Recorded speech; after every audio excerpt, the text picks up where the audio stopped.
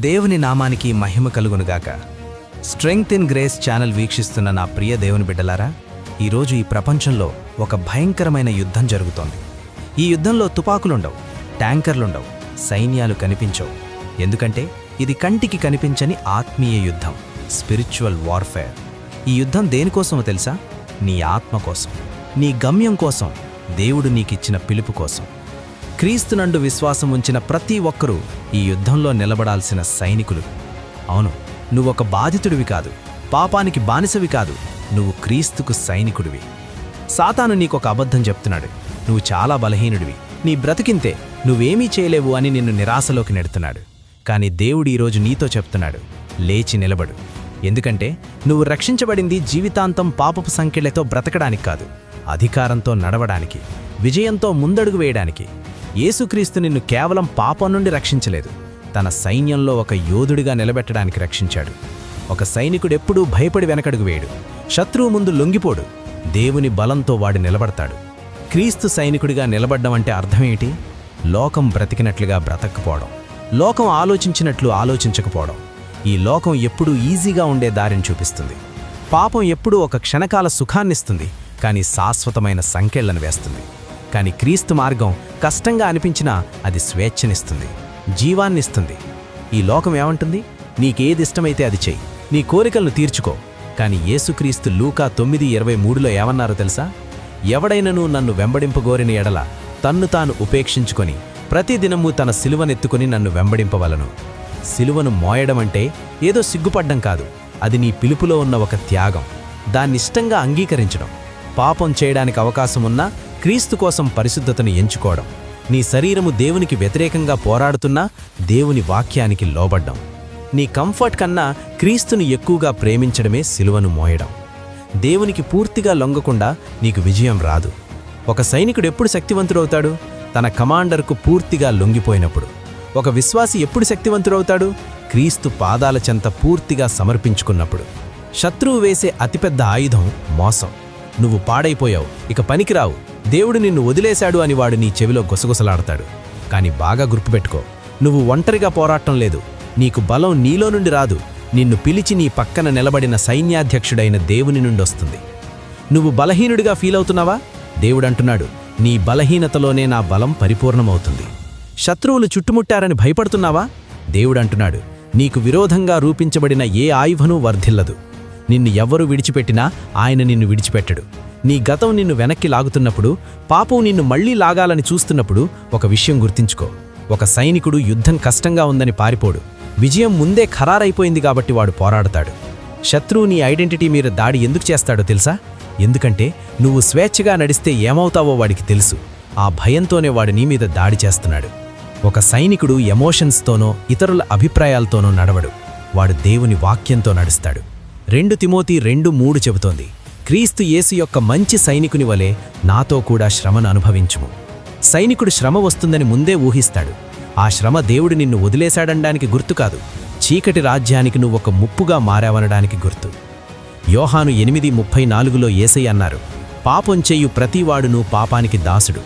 ఈ యుద్ధం బయట ఉన్న దయ్యాలతో కాదు, నీ లోపల ఉన్న పాపపు కోరికలతో.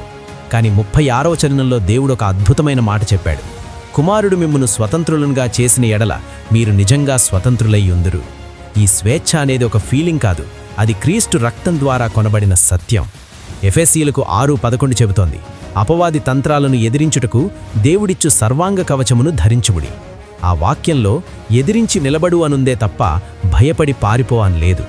నీ సొంత బలంతో కాదు, రక్షణ అను శిరస్త్రాణం, నీతి అను మైమరువు, విశ్వాసమును ఢాలు పట్టుకుని నిలబడు. అన్నిటికంటే ముఖ్యంగా ఆత్మ ఖడ్గము, అనగా దేవుని వాక్యం. కత్తి అనేది అలంకరణం కోసం కాదు బాబు, యుద్ధం చేయడానికి.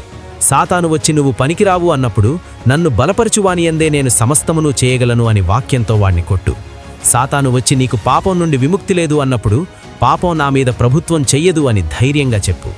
సైనికుడంటే ఎప్పుడూ గెలిచేవాడు కాదు, పడిపోయినా సరే లొంగిపోవడానికి ఇష్టపడకుండా మళ్లీ లేచి నిలబడేవాడు. దేవుడు నీ దగ్గర పరిపూర్ణత అడగట్లేదు, నీ నమ్మకత్వాన్ని అడుగుతున్నాడు. సామెతలు 24:6 చెబుతోంది, నీతిమంతుడు 7 మార్లు పడినను తిరిగి లేచును.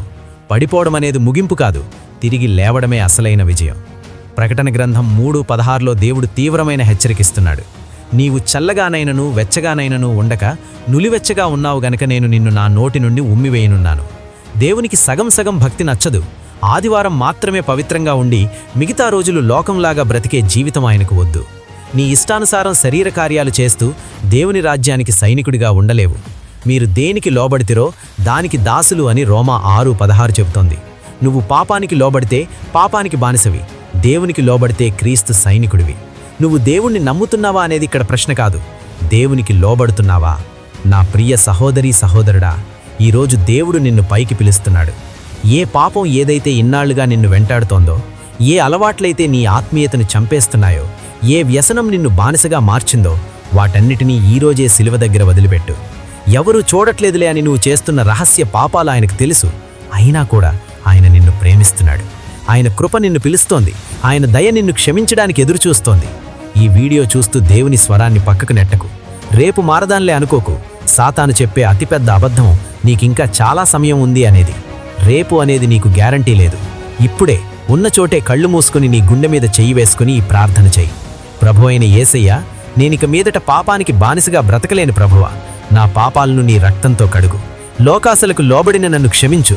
నా సిలువను మోసే బలాన్ని నాకు దయచేయుము నాయనా. ఆమేన్.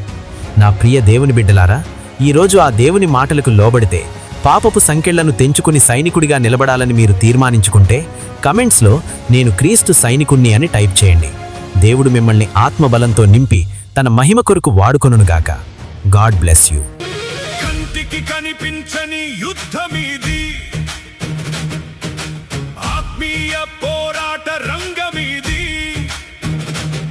సాతాను అబద్ధం నమ్మకు, నువ్వు బలహీనుడవు కావని మరువకు.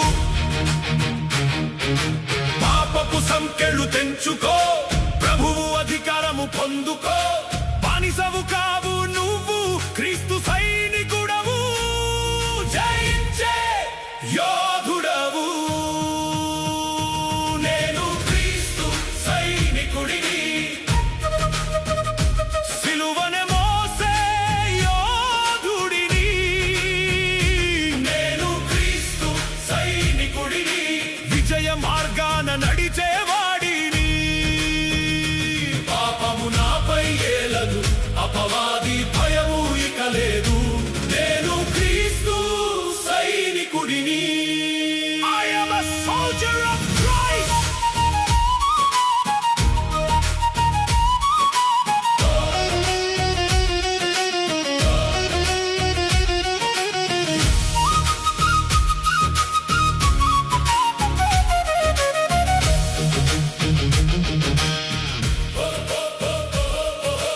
రక్షణ శిరస్త్రాణం ధరించెదను, నీతి మైమరువు తొడిగెదను. విశ్వాసమనే డాలు పట్టి శత్రువు అగ్ని బాణము కొట్టి, వాక్యమనే ఖడ్గం చేతబూని దుష్టుని తంత్రము మట్టి గలిపి ఎదిరించి నేను నిలిచెదను. ప్రభువు బలముతో గెలిచెదను. నేను క్రీస్తు సైనికుడిని, సిలువనే మోసే యోధుడిని. నేను క్రీస్తు సైనికుడిని, విజయ మార్గాన నడిచేవాడిని. పాపము నాపై ఏలదు, అపవాది భయము ఇక లేదు. నేను క్రీస్తు సైనికుడిని. Strength in grace. It's all about Jesus.